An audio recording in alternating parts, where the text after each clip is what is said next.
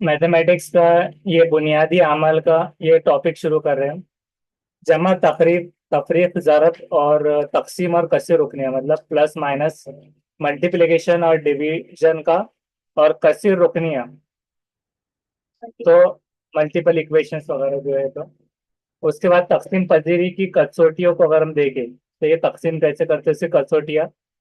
तो एक की कसौटी क्या है कि एक से किसी भी अदद की मुकम्मल तकसीम होती है।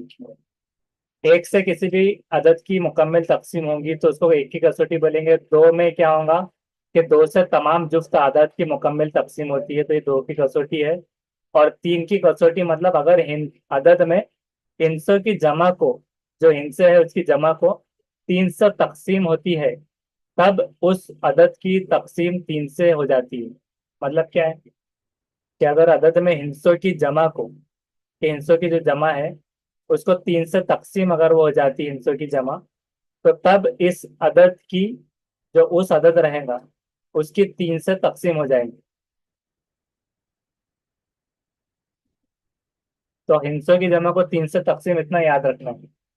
हिस्सों की जमा जब तीन से तकसीम हो जाए तो वो तीन की कसौटी में आ जाएगा। और चार की कसौटी वो है कि अगर अदद के इकाई और दहाई के मुकाम के हिस्सों से बनने वाले अदद की चार से अगर तकसीम होती है, चार से, या अदद के इकाई और दहाई दोनों मुकाम पर जीरो का अगर हिस्सा होता है, तो तब उस अदद की चार से तकसीम होती है। मतलब क्या है कि अदद के इकाई, यूनिट और टेंस के प्लेस पर क्या है कि हिस्सों से जो बनने वाले अदद की चार से तकसीम हो जाती है। कि जैसे कि मिसाल के तौर पे क्या है कि 20 अगर है समझो, तो 4 से तकसीम 5 से हो जाएगा।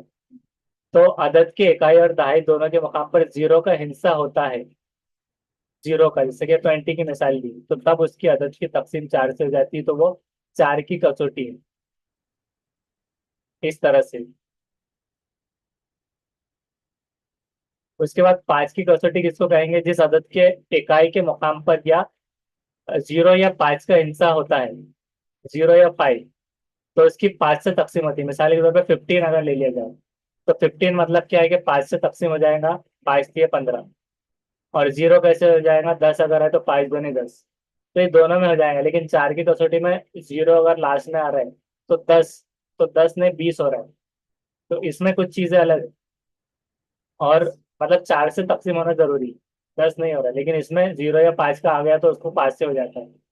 छह की कसौटी क्या है कि तीन से तकसीम होने वाले जुफ्त अदद की अगर छह से तकसीम होती है, यानी क्या है कि तीन से तकसीम होने वाले जुफ्त की, कौन सा है जुफ्त वो, तीन दोनी छह वैसे, तो छह से भी तकसीम हो जाती है जो डायरेक्ट, तो वो छह की कसौटी है। और आठ की कसौटी क्या है, जिस अदद के आखिर के तीन हिस्सों से बनने वाले अदद की आठ से तकसीम हो जाती है डायरेक्ट, या अदद के आखिर के तीन हिस्से जीरो होते हैं टोटल, तो तब उस अदद की आठ से तकसीम हो जाती है। तो ये नोट के तौर पे याद रखते चलना है।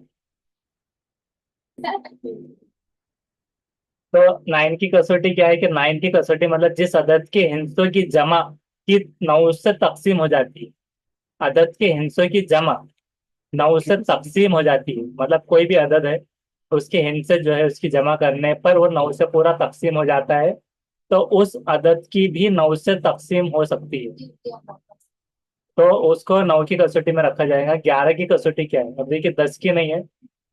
हमने क्या क्या देखा कि 1 2 3 4, 3 की, 4 5 6, फिर उसके बाद 7 की नहीं है क्योंकि उसके टेबल में नहीं आता ना वो डायरेक्ट आमतौर से। 8 की है, 9 की है, 10 की नहीं है, और 11 की यहाँ पर है। तो दिए हुए अदद में जुफ्त मुकाम पर आने वाले हिस्सों की और ताक मुकाम पर, जो ताक मुकाम है उस पर आने वाले हिस्सों की जमा का फर्क जीरो अगर होगा या 11 के गुना में होता है, तो तब उस अदद की 11 से तकसीम हो जाती है।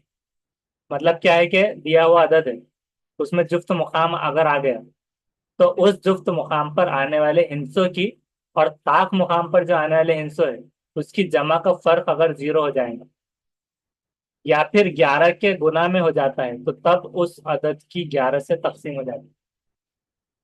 अब देखिए कस्सी रुकनियों के हल करने के उसूल क्या होते हैं, जिसको हम कहते हैं बोर्ड मास का उसूल। बोर्ड मास का उसूल क्या होता है, जिसमें क्या होता है बी, उसके मतलब फुल फॉर्म निकलता है बी फॉर ब्रैकेट्स।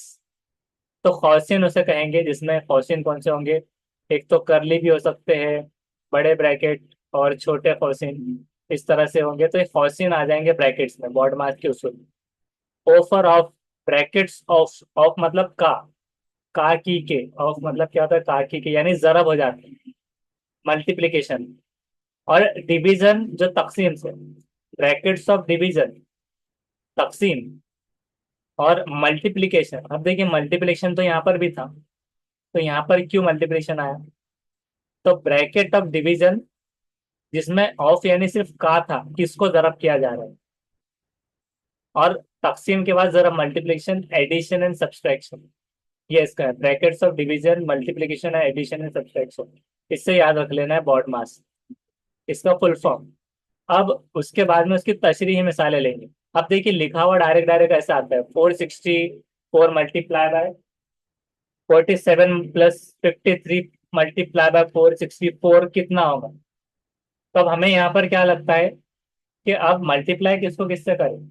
आप अगर डायरेक्ट इसको करेंगे, फिर इसका सॉल्व किया हुआ इसमें प्लस करेंगे, तो ऐसा अगर कॉमन एक सीक्वेंस में जब आता है ना, तो अलग अलग जवाब आ जाएंगे आपके। तो ऐसी जो प्रॉब्लम होती है, तो उसको सॉल्व करने बॉड मास का उसूल लगता है, जिसको हमें कन्वर्ट करना पड़ता है। किस तरह, देखिए उसको बॉड मास के उसूल में रखें कि ए मल्टीप्लाई बाय, ए रखेंगे मल्टीप्लाई बाय बी प्लस सी। हमने क्या कर दिया, बी प्लस सी को कॉमन कर दिए हैं ब्रैकेट में, कि बॉड मास का उसूल क्या है, बॉड, B for brackets, brackets brackets of, फिर उसके बाद क्या है, मल्टीप्लिकेशन, नहीं डी डिवीजन, डिवीजन, मल्टीप्लिकेशन, ये सारा। तो एडिशन। हमने क्या किया यहाँ पे मल्टीप्लाई बाय बी प्लस सी किया, तो इजिकल्स टू क्या आ गया, ए मल्टीप्लाई बाय बी हुआ, और प्लस ए मल्टीप्लाई बाय सी हुआ, अलग अलग। ए मल्टीप्लाई बाय बी क्योंकि ब्रैकेट में कॉमन था तो एक दूसरे से इसको मल्टीप्लीकेशन हुआ, तो कितना हो जाएगा, ए में रखेंगे वैल्यू एक ही जो कि है 464। 464 को हम जब ए मल्टीप्लाई बाय बी और ए मल्टीप्लाई बाय सी अगर करते हैं, तो अभी हमें क्या करना है, ये डायरेक्ट नहीं लेना है, बी प्लस सी ले रहे हैं हम। बी प्लस सी, तो बी में क्या वैल्यू है 47, और सी में क्या है 53।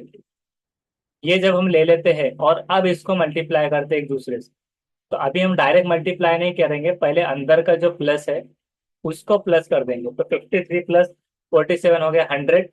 अब हम उसको डायरेक्टली बाहर आने के बाद अब मल्टीप्लाई कर सकते हैं, क्योंकि कॉमन हो गया। तो ये ब्रैकेट मतलब मल्टीप्लिकेशन है, ऑफ मतलब मल्टीप्लाई, ये ऑफ मतलब यहाँ पर ये था, ऑफ मल्टीप्लाई। तो ऑफ ब्रैकेट्स मतलब ब्रैकेट को मल्टीप्लाई करना है। तो अब ये 100 किया तो ये हो गया, उसके आगे दो डिजिट लगा देना है सिंपली, तो ये आ गया आपका डायरेक्टली बॉड मास की तशरीह। इस तरह से उसको सॉल्व कर सकते हैं। बहुत सारे आपको इस पे अलग अलग प्रॉब्लम्स मिलेंगे, उसको आपको सॉल्व करते चलना। नेक्स्ट क्वेश्चन है कि 27,000 का 8 मकसूम अलय है या नहीं तय कीजिए। अब 8 क्या है इसमें, देखिए 27,000 का 8 मकसूम अलय है। मकसूम अलय किसको कहते हैं, सबसे पहले तो तकसीम, खारिज किस्मत, मकसूम, मकसूम अलय, ये सब आपको जानना होगा।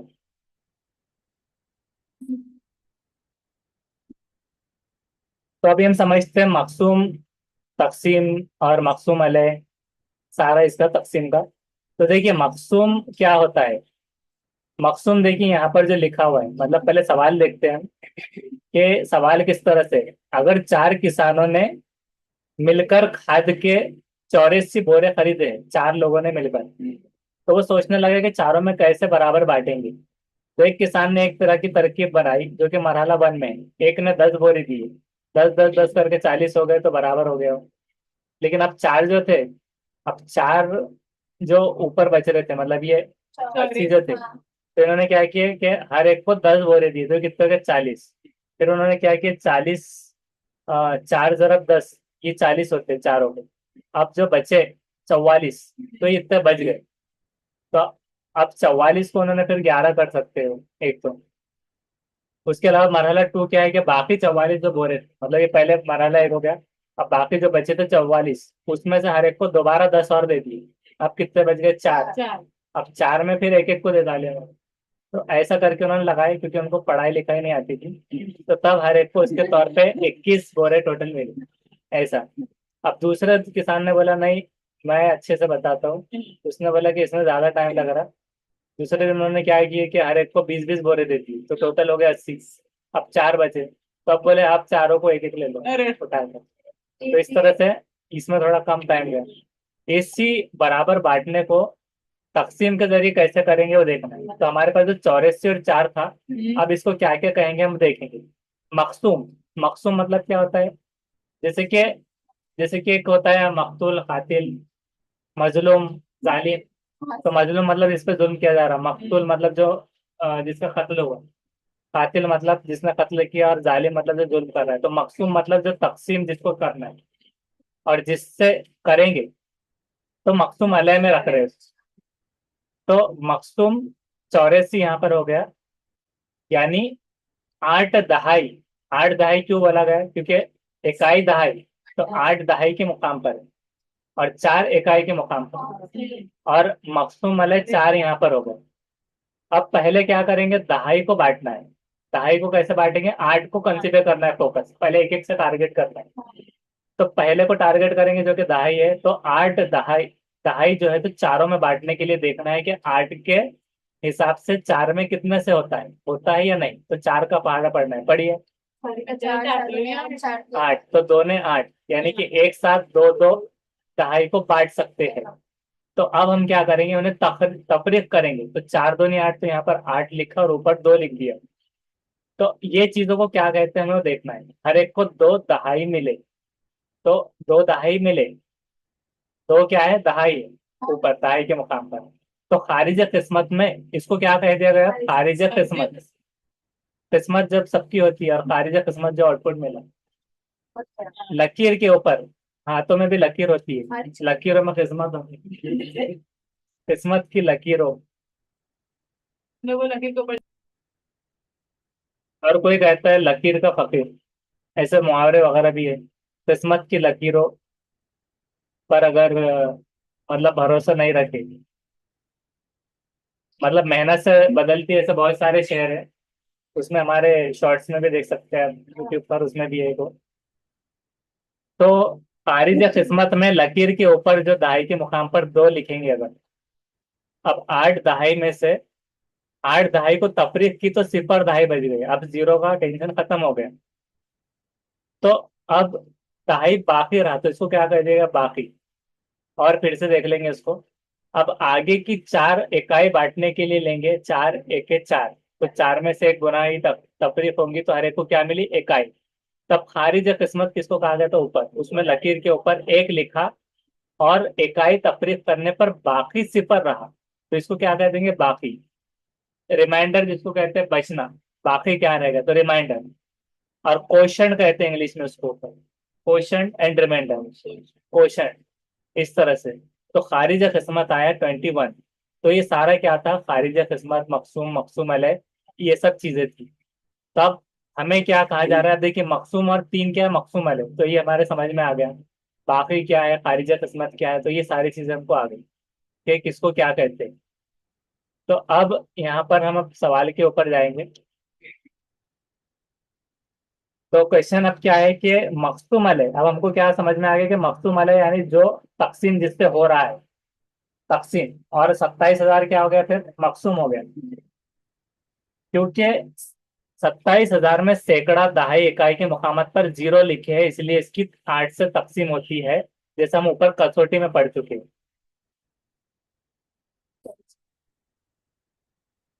तो इसको हम एक बार देखेंगे किस तरह से। कुछ भी अगर आप टर्म रख दे, जैसे 27,000 था, तो हम यहाँ पर ये 27 और ये 3 0 लिखेंगे। 1 2 3, ये पेन की मदद से, ये ऐसे। अब इसको ये हो गया मखसूम। ये 8, 8 करके अब यहाँ पर कितने से आता है? 8 या 24। तो यहाँ पर हम 3 रख देंगे। 3 रखकर और ये 0 इसको बराबर के बना देंगे। जो भी रहता है इसके आगे तो वो बराबर बनाना होता है। चार फिर ये चार गए। अब ये दो जीरो हो गया और ये बचा तीन। तीन। तीन। तीन बचने के बाद ये जीरो बराबर जीरो। और उसके बाद क्या है? किसी का अब जीरो से माइनस माइनस करें। 8 पंजे 30। तो यहाँ पर ये 30 लिखना है। पाँच ऊपर गया ना सर। और ये 5 ऊपर कहाँ पर गया इसका नाम? तीन के पास। नाम क्या है इसका? हम इसको नहीं भाई। पारिजात किस्मत। तो ये पूरे जीरो हो जाएंगे। ये बुनियाद क्या? तो बाकी मतलब पूरी तरह से ये हो जा रहा है, तो इसलिए बताया गया कि आर्ट में जब भी तीन आ जाते हैं उसकी जो कसौटी है आर्ट की कसौटी, तो तीन अगर जीरो हो गए तो आर्ट से डिवाइड हो जाता है डायरेक्ट। तो इसलिए वो कसौटी में है। तो मकसूम अलग है या नहीं तय करना है, तो ये कसौटी के हिसाब से अगर आपको याद है तो आपको सॉल्व करने की जरूरत ही नहीं है। ये हो गया। नेक्स्ट है तीसरा सवाल। अब देखिए डायरेक्टली दिया हुआ है कि 637794 -419745 माइनस डायरेक्टली। तो कैसे करेंगे आप सॉल्व? अब इसको एक बार कैलकुलेटर पे करके देखिए सही आ रहा है या नहीं आता। तो ये गलत आएगा, एक बार देखिए। 637794। तो क्योंकि डायरेक्ट सिर्फ माइनस माइनस था तो अभी फिलहाल बराबर आ जाएगा, लेकिन बीच में प्लस वगैरह और मल्टीप्लाई आ गया तो गलत हो जाएगा। तो अब देखिए अब कैलकुलेटर पे वही बताएंगे और हम क्या करेंगे कि यक्सा अलामतों वाले आदत की पहले जमा कर लेंगे। जमा कैसे करेंगे कि यक्सा अलामतों वाले आदत की जमा कैसे कर रहे हैं? वो दोनों की जमा और उसमें दोनों को माइनस। ये दोनों को पहले माइनस कर लिया गया। तो ऐसे करने के बाद मतलब डायरेक्टली एक के बाद एक करके हम उसको ऐसे सॉल्व कर सकते हैं मेथड से। उसके बाद है कि नेक्स्ट है सवाल कि अगर एक अदद से 10 तफरीक करने पर हासिल होने वाले अदद को 16 बार लेते हैं तो 544 आ जाता है, तो वो अदद कौन सा है? तो फर्ज करना होता है कि वो अदद क्या है, एक्स है। तो एक्स -10 तफरीक कर रहे हैं इसलिए -10 मल्टीप्लाई कर रहे हैं किससे, 16 से। तो 16 बार लेते हैं तो क्या आ रहा है, 544। तो कौन सा है? तो x-10 इज इक्वल टू ये डिनोमिनेटर का यहाँ पर आ जाएगा 16 डिवीजन में। तो 54 अपॉन ये आ जाएंगे क्योंकि मल्टीप्लाई के साइन थी इसलिए माइनस में नहीं आएगा। नॉमिनेटर डिनोमिनेटर के हिसाब से डिनोमिनेटर में चले आएंगे। अब इसके बाद में अब हम देखेंगे तो इसको जब मल्टीप्लाई करते हैं 16 के टेबल से तो 34 आएगा। 16 3 34 का ये अलग अलग करके भी कर सकते हैं हम। तो ये हो गया 34 और अब x की वैल्यू अभी माइनस था तो प्लस हो जाएगा तो इसलिए 44।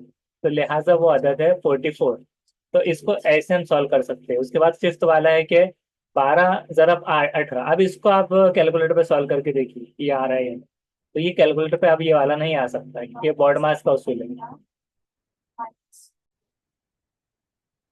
तो कैलकुलेटर में अगर आप ये ब्रैकेट नहीं लिखेंगे या फिर उसको बॉड मास के उसूल में नहीं बिठाएंगे तो वो गलत हो जाएगा, और अगर इस उसूल में बिठा देते तो जब सही आ जाएगा। लेकिन अब इसको हम फिजिकल मेथड से सॉल्व करेंगे कि आप कैसे करना होगा। 12 multiply by 18 -16 multiply divide by 40। 40 कैसे किया, 96 माइनस पहले 56 कर दिया इस तरह से। तो इसको मतलब डायरेक्टली ये 40 हो गया। तो 16 मल्टीप्लाई बाय 40, तो इसको ऐसा रखना है अपॉन में दूसरी मेथड में, बाकी सब सेम रहेंगे। अब अपॉन में रखने के बाद देखिए इसको जब हम रिड्यूस करेंगे 4 के टेबल से तो 4 4 जा 16 और 4 10 जा 40। ये आ गया कम होकर यहाँ तक आ गया जब। तो अब इसको और जब नॉमिनल रखेंगे कि अगर डिवाइड कर देने पर तो 0.4 हो जाएगा। 0.4 तक लाने पर इस सूरत में ला लिया अगर हमने, तो अब 12 मल्टीप्लाई बाय 18 कितना होता है, 216। 216। और 0.4 को अलग से 2.5 से मल्टीप्लाई करना है, जो कि जो 2.5 मल्टीप्लाई बाय 0.4 से होगा तो 4 मरतब इंक्रीज होकर वो 1 बन जाएगा। तो माइनस सिर्फ 216 में से 1 गया तो 215 इस तरह। तो इसको ऐसे सॉल्व कर सकते हैं बॉड मास के उसूल से। नेक्स्ट है कि अब देखिए यहाँ पर स्टार है, बस मल्टीप्लाई बाय स्टार तो इतना हो जाएगा। तो अब इसमें कितना जरब करना है, उसने हिंट ये दे दिया कि यहाँ 3 डिजिट है यहाँ 2 है डिजिट। अगर स्टार की जगह पर यक्सा हिंसे है तब वो हिंसा कौन सा है? सब में यक्सा हिंसे बता रहे हैं। तब इकाई के मुकाम पर 4 का हिंसा है। 4 का हिस्सा है बता रहे कैसे। अब देखिए मजरूब जैसे कि मकसूम है, मकसूम, तो मजरूब जिससे जरब किया जा रहा है, और मजरूब फिया, अब इसमें मजरूब फिया है जिससे जरब हो रहा है। तो मजरूब और मजरूब फिया के इकाई के मुकाम पर अगर 2 या 8 का हिस्सा होगा, तब ही हासिल जरब के इकाई के मुकाम पर 4 का हिस्सा आता है। मतलब क्या बोल रहे हो कि जब भी आप मजरूब और मजरूब फिया के इकाई के मुकाम पर अगर आप 2 या 8 का हिस्सा रखते हैं, तभी हासिल जरब हमें मिलने पर 4 आ सकते हैं, इस तरह। तो अब देखते हैं हम कैसे कि 2 ज़रब 2 4 होता है। 4 कैसे आएंगे, 2 ज़रब 2 करने पर आएंगे, या तो 4 इकाई के मुकाम पे आना है, तो 8 अट्ठे 64। तो जब 4 बैठ रहे, अगर 6 रखते तो क्या हो जाता था, 6 6 36 होते थे, और 8 सिक्स कितने होते थे, 8 सिक्स 48, तो 8 आ रहे थे, तो 4 लाने के लिए इस सूरत कुछ होना चाहिए। लेकिन अगर स्टार के मुकाम पर 8 का हिस्सा लेते हैं, तो हासिल जरब फिर 5 हिस्सी हो जाए।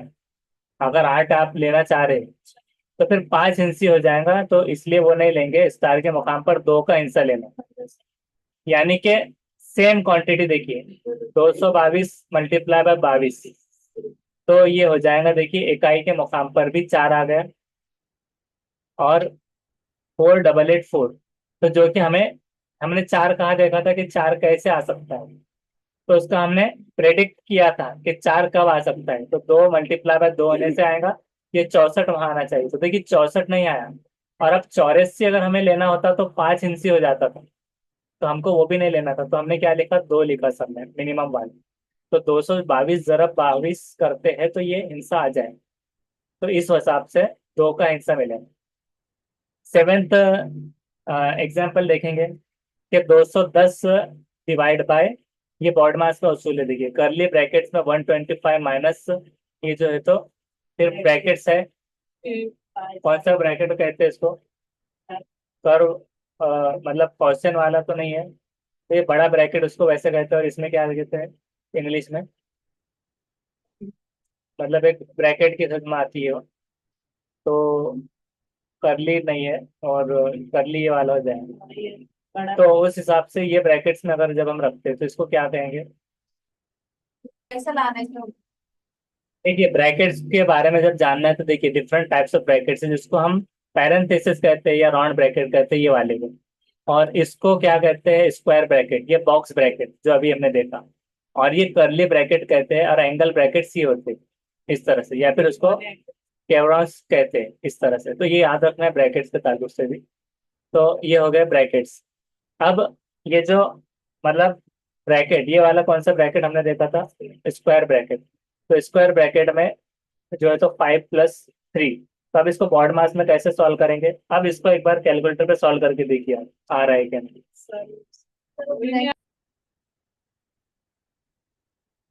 तो ये 210 डिवाइड बाय 125 माइनस 5 + 3, और जो है तो करली, जो ब्रैकेट्स है, करली नहीं, इसको कौन से ब्रैकेट कहते हैं, स्क्वायर स्क्वायर स्क्वायर भी नहीं कहते, राउंडेड ब्रैकेट्स, तो राउंडेड ब्रैकेट में 5। तो अब अगर ये लिख देते हैं जब हम, तो ये कैसा लिखा हमने, देखिए हमने क्या किया है कि 210 ऊपर जैसे था, देखिए ये वाला और ये वाला, इसमें क्या डिफरेंस दिख रहा है, कुछ भी नहीं। अब इसको यहाँ से सॉल्व कर रहे हैं, तो 210 को हमने क्या किया, ये एज इट इज लिखा, 125 भी वैसे ही, 5 भी वैसे ही, 3 भी, बस इतना है कि 14 - 9 होकर वो 5 हो गया। तो इतना बच गया राउंड ब्रैकेट। अब जब ये राउंड ब्रैकेट में इतना बच जाता है, तो 3 × 5 = 15 हम कर देंगे फिर, क्योंकि इसके साथ में है, अलग से नहीं। तो 3 × 5 = 15 ये हो गया, तो यहाँ तक के बराबर हो गया। तो हमको 3 × 5 = 15 करना है, इस तरह से यहाँ से। अब उसके बाद में यहाँ से हम जाते हैं आगे। तब देखिए इसको जब सॉल्व करेंगे, तो 5 + 15, तो ये हो गया 20। तो 15 + 20 भी 5 20 होते हैं, लेकिन 5 + 20 हम करेंगे तो 20 हो गए। अब 125 - 20 कितने होते हैं, 20, तो 20 चले गए तो 105, ये बचे। अब यहाँ कंफ्यूज नहीं होना है कि ऑफ मतलब मल्टीप्लाई, क्योंकि डायरेक्टली माइनस था और इसको माइनस करना था। तो इसको, अगर ये नहीं होता तो ऑफ में मल्टीप्लाई हो जाता है, लेकिन इसके साथ माइनस है तो ये माइनस ही होगा, तभी 105 हो गया।